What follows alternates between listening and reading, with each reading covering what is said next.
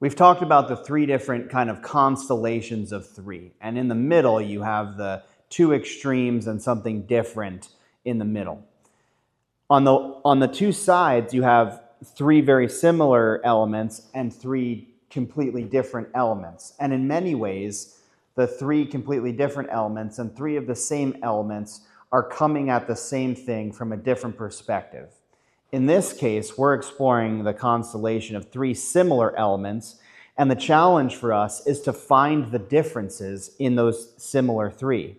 On the other side, it would be to find the similarities in what seems very obviously different between those three elements. So in this case, we're exploring similarities. Let's take, for example, three rose bushes all planted in a circle and at the same time given the same amount of compost as a starting point. But all of a sudden, over time, based on the way the sun tracks and the light that's exposed and the other tree in the area, one grows wider, one grows taller, one leans to the right. All of a sudden, they started growing differently.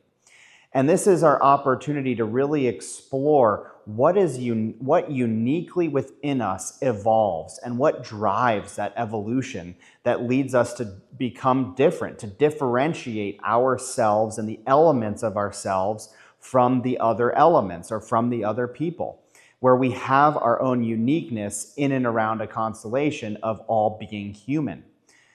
This is freedom. We get to choose our path and make choices that lead to our own evolution, one way or another.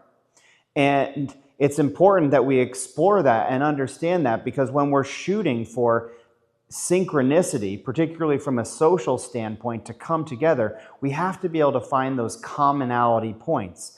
And if we don't understand the way we've differentiated ourselves through our freedom of choice, it's harder for us to then sync up with other people and find common purpose together to move forward the goals of the collective whole.